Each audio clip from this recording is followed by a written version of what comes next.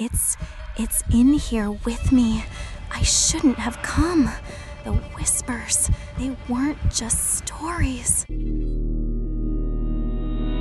It all started like any other urban legend investigation for my channel. Echoing Walls, they called it now. Apartment 129, right in the heart of Ankara. The whispers began in 2009. Two university students from METÜ, one of Turkey's top universities, living on the top floor.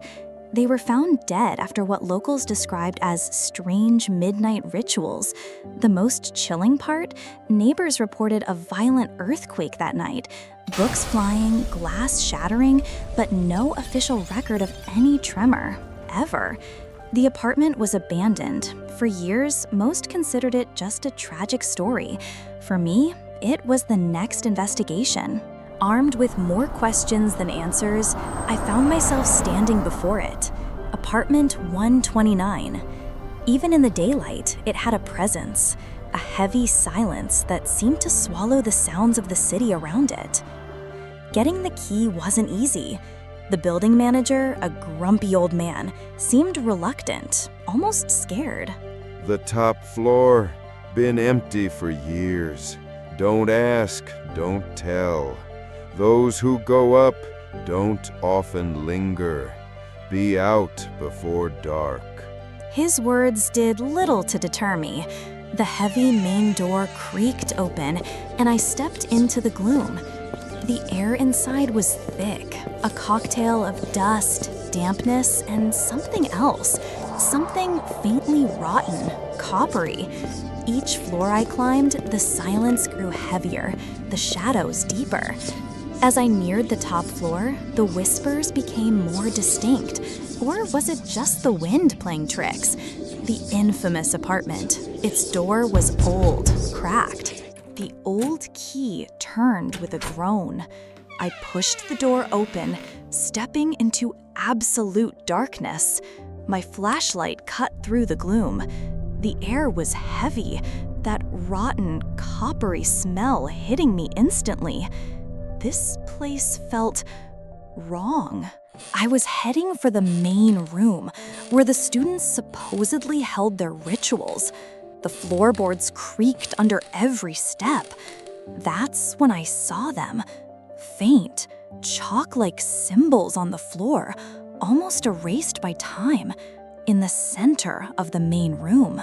Suddenly, my flashlight flickered, and I heard it. A thump. From downstairs? No, closer. Another thump, louder this time, like something heavy being dragged up the stairs. The temperature in the room plummeted. I could see my breath, and then a shadow detached itself from the hallway darkness.